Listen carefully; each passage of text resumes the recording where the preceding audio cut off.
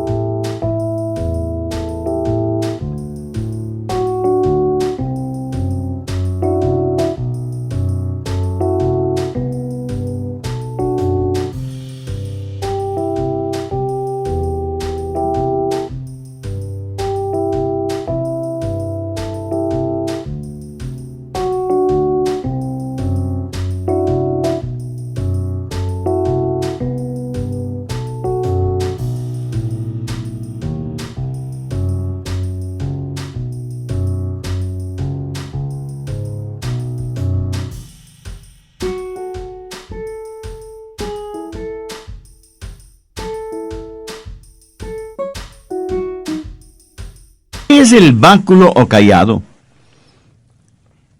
El pastor buscaba un arbolito que estuviera recién creciendo, lo sacaba de raíz, cortaba todas esas raíces, limpiando el resto del palo, y lo pulía todo prolijamente. Y en el muñón que formaban las raíces al extremo del palo, clavaba unos cuantos clavos o incrustaba pedacitos de metal, hasta que el báculo tenía un considerable peso. Era una poderosa arma en sus manos. Le servía tanto para defender a las ovejas de sus depredadores naturales como de ladrones de ovejas. También podía servirle como una jabalina y pasaba muchas horas practicando hasta tener una excelente puntería. Así que ese báculo no solo le servía para defender sus ovejas, sino para defenderse él mismo de los ladrones, los lobos y las aves de rapiña que abundaban en las colinas y los montes. Pero a veces tenía que utilizar el báculo de las ovejas para corregir a las necias, y lo hacía en forma drástica y severa. Con el báculo rompía una de las patas de la oveja e inmediatamente la vendaba poniéndole un soporte y cubriendo la pata afectada con aceite. Y esto lo hacía hasta cuando la oveja se sanara. Él llevaba a esa oveja enferma en sus hombros y la alimentaba y vertía aceite sobre el vendaje, y cuando la pata se sanaba, ayudaba a la oveja a estar firme en sus patas. Pero esto es lo interesante. La oveja enferma y restaurada en su salud permanecía muy cerca del pastor. En el material que estudié sobre este asunto, descubrí que esa oveja necia, quebrantada y disciplinada, iba a donde el pastor iba, y se convertía en una especie de líder del rebaño. Extraordinario, ¿no le parece? Cuando leí esta información, no pude dejar de pensar en Oseas 6:1. Venid y volvamos a Jehová, porque Él arrebató y nos curará, hirió y nos vendará. ¿Lo entiende? El mismo Dios que nos hiere es el mismo Dios que nos cura, a fin de que podamos estar junto a Él. Creo que esta es la razón por la cual David dijo que antes de ser afligido, Él se había descarriado. Y en Hebreos leemos que el patriarca Jacob, quien fue también un pastor, se alejó de Dios. La Biblia nos dice que Jacob luchó con Dios físicamente. ¿Sabe lo que Dios hizo? Vayamos a Génesis, capítulo 32, versos 24 y 25. Así se quedó Jacob solo, y luchó con él un varón hasta que rayaba el alba. Y el varón le tocó en el sitio del encaje de su muslo, y le descoyuntó el muslo de Jacob. ¿Lo ve? Jacob fue herido por Dios. Descoyuntó su muslo, y el patriarca tuvo que caminar el resto de su vida apoyado en un bastón. Vamos a Hebreos 11:21. Por la fe Jacob, al morir, bendijo a cada uno de los hijos de José, y adoró apoyado sobre el extremo de su bordón. ¿Por qué todo esto? Pues para enseñarnos una lección. Algunas veces tenemos que aprender drásticamente porque parece que esa es la única forma en que podemos aprender. Jacobo tuvo que ser herido para poder ser bendecido. Mi amigo, cuando Dios nos disciplina, y puede ser disciplina física, no es porque no nos ama, sino precisamente porque nos ama. Mire lo que dice Hebreos 12, los versos 5 y 6. Y habéis ya olvidado la exhortación que como a hijos se os dirige, diciendo: Hijo mío, no menosprecies la disciplina del Señor, ni desmayes cuando seas reprendido por Él, porque el Señor al que ama disciplina, y azota a todo el que recibe por hijo. ¿Qué padres que aman realmente a sus hijos no los disciplina cuando es necesario? Si Dios nos dejara sin disciplinarnos, no seríamos sus hijos, sino bastardos. Y aunque nuestros padres en la carne nos disciplinaron, siempre los reverenciamos, ¿verdad? Ahora, por lo tanto, No deberíamos estar sujetos a nuestro Padre en el Espíritu y vivir. Y no debemos olvidar que la disciplina que proviene de parte de Dios es para que seamos partícipes de su santidad. La Biblia dice en Hebreos 12:11, en verdad que ninguna disciplina al presente parece ser causa de gozo, sino de tristeza, pero después da fruto apacible de justicia a los que en ella han sido ejercitados.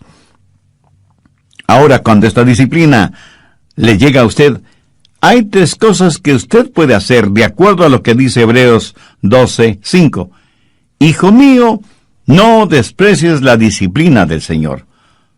O sea, usted puede resentirse, pero sería una necedad de su parte el hacerlo, por varias razones. Primera, la disciplina revela algo. Esa clase de disciplina revela que usted es un hijo o una hija de Dios. O sea que revela una relación filial. Mire el verso 6, porque el Señor al que ama disciplina y azota a todo el que recibe por hijo. Permítame repetir lo que ya dije hace algunos minutos. Es porque Dios le ama que le disciplina. No es que el pastor no amara a su oveja el motivo para quebrarle la pata, sino precisamente todo lo contrario. Eso es un severo caso de disciplina. Y a veces, mi estimado amigo, a veces nuestro amor tiene que ser duro. Y seguramente algunos de ustedes burlonamente me dirá, bueno, yo vivo en pecado, hago lo que quiero hacer, voy a donde se me antoja, soy el capitán de mi propio destino y sin embargo Dios nunca me ha disciplinado. Pues, mi amigo, le aconsejo poner mucha atención al verso 8. Pero si se os deja sin disciplina, de la cual todos han sido participantes, entonces sois bastardos y no hijos. ¿Qué está diciendo Dios? Dios está diciendo que si usted fuera hijo de Él, ya le hubiera disciplinado. Pero si no es hijo de Dios, si usted declara que es un cristiano sin serlo, entonces usted es un bastardo. Y recuerde que esta dura expresión proviene de las palabras de Dios. Así que no argumente conmigo al respecto, argumente con Dios. En segundo lugar, renueva su adoración. En el verso 9 leemos, por otra parte, tuvimos a nuestros padres terrenales que nos disciplinaban y los venerábamos.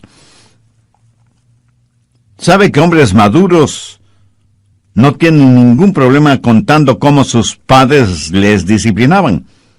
Dicen, por ejemplo, mi padre cuando me disciplinaba con todas sus fuerzas. Lo interesante es que estas declaraciones las hacen con verdadero orgullo y dicen, les dábamos verdadera reverencia porque sabíamos que tenían definidos sus valores y paradigmas y por eso les amamos y les respetamos. Yo siento verdadera tristeza por niños que viven en hogares en donde sus padres no les aman y por lo tanto no les corrigen. ¿Sabe que la disciplina revela nuestra relación con Dios y renueva nuestra adoración? Ahora bien, si damos reverencia a nuestros padres terrenales, ¿no deberíamos dar adoración, respeto y veneración a nuestro Padre Celestial? Dios no está en el negocio de primordialmente hacernos saludables y felices, sino santos.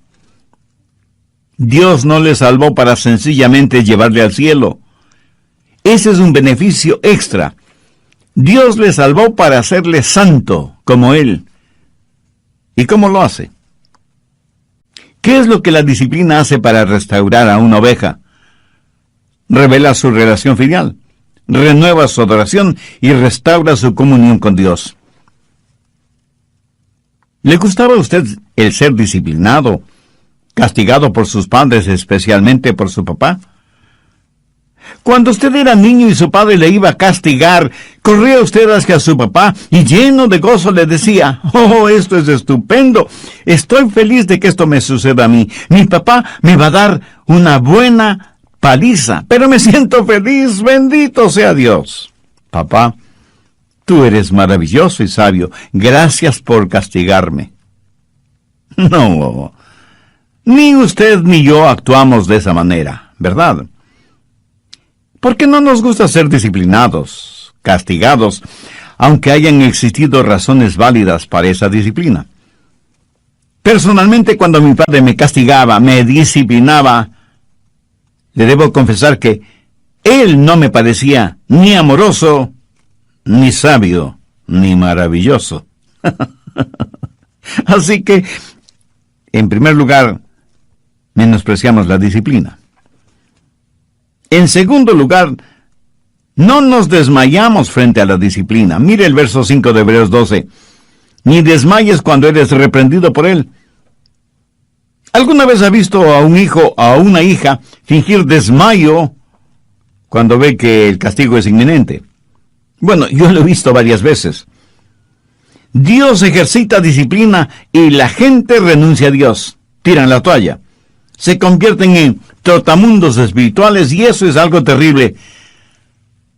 Mi amigo, lo que hace Dios no es para que nos alejemos de Él, sino para que nos acerquemos a Él. No desprecie la disciplina. No finja desmayos frente a la disciplina. La Biblia dice que toda disciplina tiene un propósito específico.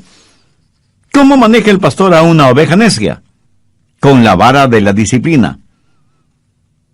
¿Y qué de las ovejas que no son necias? ¿Qué clase de oveja es usted? ¿Necia? ¿Descarriada? ¿O enferma? Recuerde que Dios no deja de amarnos porque somos pecadores. Dios no nos ama más si somos menos pecadores, de acuerdo a nuestra propia opinión, ni nos ama menos si somos más pecadores. Dios nos recibe como somos, pero por el amor que nos tiene, no nos deja como somos, sino que nos va perfeccionando cada día, para que lleguemos a ser a semejanza de su Hijo Jesucristo.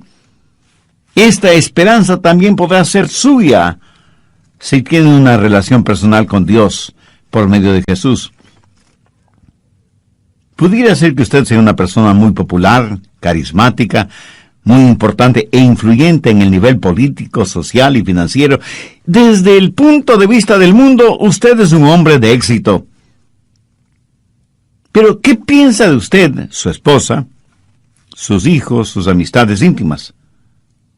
¿Qué tan importante es usted en sus vidas? El hecho de ser tan importante pudiera ser que abra todas las puertas materiales, sociales y políticas, pero jamás le abrirán las puertas del cielo. Dios no le ama porque usted es importante. Usted es importante porque Dios le ama. ¿Lo entiende? Si usted este mismo momento se arrepiente de sus pecados y hace una decisión espiritual por Cristo como su Salvador y Señor, Él le perdonará inmediatamente, estará con usted permanentemente y le salvará completamente, y además le guardará eternamente. Recuerde que la decisión que usted haga o no haga este momento, tendrá reposo sacada del pozo de la desesperación, del lodo cenagoso. Puso mis pies sobre peña y enderezó mis pasos. David habla de lo mismo al compararse con una oveja que ha sido disciplinada, guiada, rescatada y protegida por el pastor. Algunas veces una mamá oveja, por estar pastando por aquí, por allá y más allá, se olvidaba de su pequeño corderito. El pastor observaba lo que estaba sucediendo y con el cayado guiaba a la mamá oveja a donde estaba su corderito. Eso es lo que necesitan hacer los pastores en nuestros días, a fin de que ovejas y corderitos estén juntos, permanezcan juntos y se desarrollen juntos. Porque el diablo está tratando por todos los medios de destruir los hogares, de destruir las familias, de romper la unidad del cuerpo de Cristo que es la iglesia. ¿Cuándo sucede eso? Cuando caemos, cuando somos débiles espiritualmente, cuando nos apartamos de Dios y nos contaminamos con el pecado. Pero gracias a Dios que Él tiene una vara y un cayado, no solo para disciplinarnos, guiarnos, rescatarnos y defendernos, sino también para mantenernos junto a Él. Pero aún hay algo más. Todos somos ovejas enfermas. Verá, cada noche el pastor traía las ovejas al redil. Recuerde que Jesús es la puerta de las ovejas. Dentro del redil las ovejas estaban seguras, pero en la puerta estaba el pastor bloqueando el mismo hueco que servía como puerta del redil. De esa forma nadie podía entrar o salir del redil sin que el pastor lo supiera. Y cada noche él las contaba y las llamaba por su nombre. Y no solo que las contaba y las llamaba por su nombre, sino que además las acariciaba. Ponía sus manos sobre sus ovejas y hundiendo sus dedos en la lana y mirando atentamente, buscaba por si su oveja tenía alguna herida o por si algún insecto se había adherido a la piel de la oveja. Y cuando encontraba alguna herida o alguna laceración en la piel de la oveja, usaba el aceite para curarla. Especialmente los cortes en la cabeza o en las fosas nasales. Literalmente ungía la cabeza de la oveja con aceite. Ese aceite estaba mezclado con sulfuro y brea y servía también como insecticida para alejar a las moscas que pululaban alrededor de la nariz de la oveja. Gracias a Dios que el aceite, que representa al Espíritu Santo que nos protege de moscas diabólicas y que nos consuela cuando estamos lacerados y doloridos o cuando estamos heridos espiritualmente. Nuestro buen pastor nos conoce y nos conoce por nombre y nos restaura y nos sana y nos cuida para que siempre estemos junto a él. El buen pastor David tuvo todas esas cosas en mente cuando dijo, confortará mi alma. David fue necio y tuvo que ser quebrantado. Se desvió del camino y tuvo que ser traído de regreso. Y aunque estuvo herido de gravedad, Dios le sanó.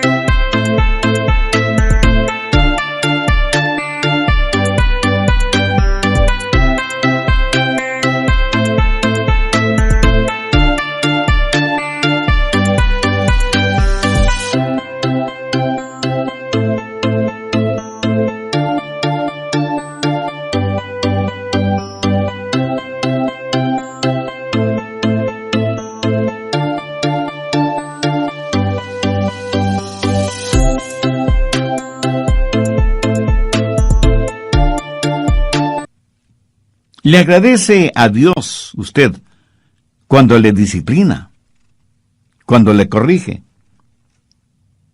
Y pienso en mi propia vida. Y sé que estoy vivo porque mi buen pastor usó conmigo su vara, su cayado y su botella de aceite. ¿Puede usted decir lo mismo? ¿Puede recordar las veces en que Dios usó su vara y su cayado en usted?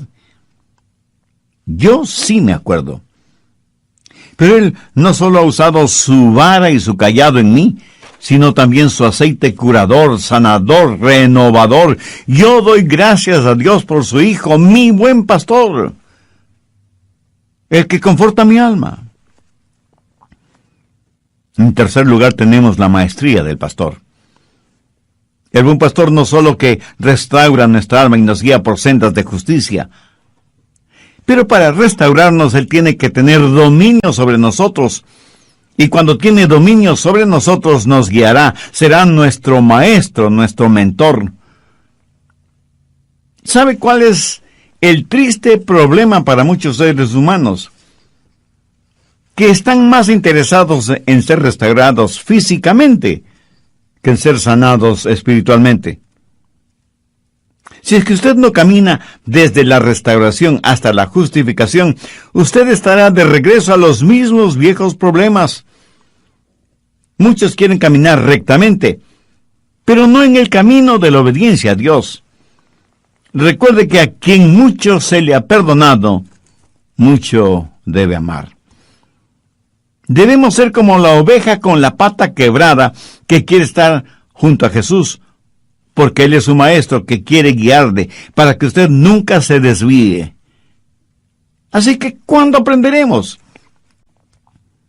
¿Cuántas veces más resbalaremos y caeremos antes de aprender a estar junto al buen pastor?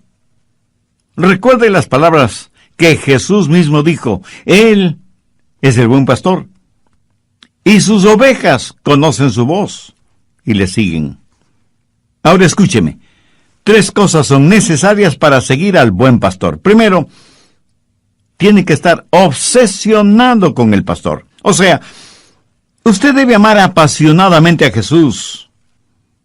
Su amor por Él debe estar por encima del amor que pueda tener por cualquier otra persona o cualquier otra cosa. Segundo, tiene que observar detenidamente al pastor. Como ya lo he mencionado antes, las ovejas tienen una muy pobre vista. Para todo propósito práctico, el pastor es quien tiene buena vista, como para compensar la mala vista de sus ovejas. Tercero, usted tiene que obedecer al pastor. Usted no puede obedecer a nadie cuya voz desconoce. ¿Cómo puede escuchar la voz de su pastor? Únicamente teniendo su tiempo de quietud. Debería estar en pastos delicados, meditando en su palabra. O sea, rumiando su palabra. Esa es la forma. El pastor le guiará. Usted escuchará su voz en el mundo.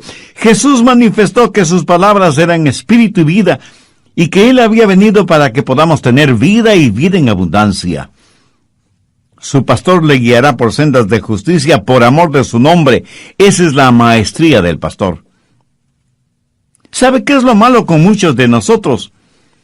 Que tratamos de no tener problemas en vez de buscar la justicia. Todo es tan negativo.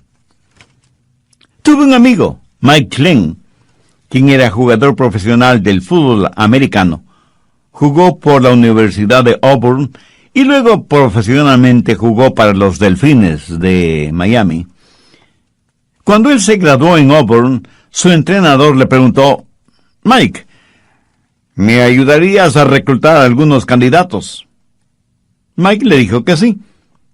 Y a su vez le preguntó: entrenador, ¿qué clase de prospectos estamos buscando? Y el entrenador le dijo: hay jugadores que cuando son derribados en el campo de juego se quedan tendidos en el suelo. Esa clase de jugadores no nos interesan. Cuando un jugador es tumbado y se pone de pie inmediatamente y nuevamente es tumbado y vuelve a ponerse de pie, tampoco es el tipo de jugador que buscamos. Pero sí nos interesa el jugador que puede poner en el suelo a los demás. Mi amigo, yo soy muy grato por tener un Dios que nos restaura, que cuando estamos caídos nos levanta. Y a todos nos gusta estar de pie, pero ¿no nos gustaría el pasar de la defensiva a la ofensiva? ¿No nos gustaría ser una verdadera fuerza de Dios, que simplemente ser una víctima siempre en necesidad de restauración? El pastor me guía por sendas de justicia. Usted, mi amigo, ¿por qué no determina hoy mismo que va a estar bien con Dios, que está listo para escuchar la voz del pastor, que va a sumergirse en la palabra de Dios? En tercer lugar, la majestad del pastor. Él me guía por sendas de justicia. ¿Por qué no decide hoy mismo que va a estar bien con Dios y a permanecer bien con Dios? Que va a escuchar la voz de su pastor, que va a meditar en su palabra y va a obedecer su palabra. Que va a reconocer la majestad del pastor, porque Él es el único que puede confortar su alma y guiarle por sendas de justicia por amor de su nombre. ¿Cuál es el nombre de ese pastor? Jehová, en el Antiguo Testamento, Jesús, en el Nuevo Testamento. Jehová, Jesús y la obediencia de las ovejas. Jesús nos enseñó a orar: Padre nuestro que estás en los cielos, santificado sea tu nombre. El rey Salomón dijo que el nombre de Jehová era como bálsamo. Voy a compartir con usted algo muy interesante. El nombre de Jehová era el sagrado y solemne nombre en todo el Antiguo Testamento, pero no se lo encuentra ni una sola vez en el Nuevo Testamento. ¿Por qué? Porque Jesús es nuestro Jehová. Él es nuestro buen pastor. ¿Sabe lo que significa el nombre de Jesús? Significa Jehová salva. Eso es lo que literalmente significa. Leímos en Mateo 1:21, y llamará su nombre Jesús, porque él salvará a su pueblo de sus pecados. Ese fue el mensaje del ángel a María. Por lo tanto, mi estimado amigo, si él es mi pastor y yo soy su oveja, yo no quiero traer deshonra a su nombre. Proverbios 22:1 dice: de más estima es el buen nombre que las muchas riquezas. Cuando nuestros hijos eran pequeños, yo les llevaba a la escuela y les decía, al despedirme: recuerden que les amo mucho, pero también quiero que recuerden quiénes son y a quién en realidad pertenecen. ¿Saben? Yo creo que el Señor les dice lo mismo a sus ovejas. Recuerden quiénes son y a quién pertenecen. Ustedes son mis ovejas. Mi nombre está fundido con el de ustedes. Y quiero guiarles por sendas de justicia por amor a mi nombre. Amigo, permítame hacer una confesión. Yo preferiría morir antes que traer deshonra a mi esposa, mis hijos, mis padres y sobre todo a Dios. ¿Quién me da la fortaleza? Pues mi buen pastor, quien me pone en la senda correcta cuando me desvío, y lo hace día a día. Por eso hay en mi corazón siempre el deseo de glorificar su nombre. ¿Siente usted de la misma manera? Espero que sí. Alguien dijo que el nombre de Jesús es todos los aleluyas en 5 letras. Y eso es verdad. Usted y yo seguramente conocemos a personas sumidas en el pecado y ningún mero mortal puede salvarles. Pero hay un nombre, un precioso nombre, que perdón y pureza puede darles. Hay vidas que están perdidas, prisioneras de las cosas terrenales, pero hay un hombre, Jesús, que del pozo de las tinieblas puede sacarles. Mi amigo, ¿no le parece eso extraordinario? El ministerio del pastor, la maestría del pastor, la majestad del pastor. Jehová es mi pastor, nada me faltará. Por favor, en el Nuevo Testamento de su Biblia, busque la segunda epístola de Pablo a Timoteo, capítulo 2. Veamos el versículo 19. Pero el fundamento de Dios está firme, teniendo este sello: conoce al Señor a los que son suyos, y apártese de iniquidad todo aquel que invoca el nombre de Cristo. Jehová es mi pastor. Nada me faltará. En lugares de delicados pastos me hará descansar, junto a aguas de reposo me pastoreará. Confortará mi alma. Me guiará por sendas de justicia, por amor de su nombre. Aunque ande en valle de sombras de muerte, no temeré mal alguno, porque tú estarás conmigo. Tu vara y tu cayado me infundirán aliento. Aderezas mesa delante de mí en presencia de mis angustiadores. Unges mi cabeza con aceite. Mi copa está rebosando.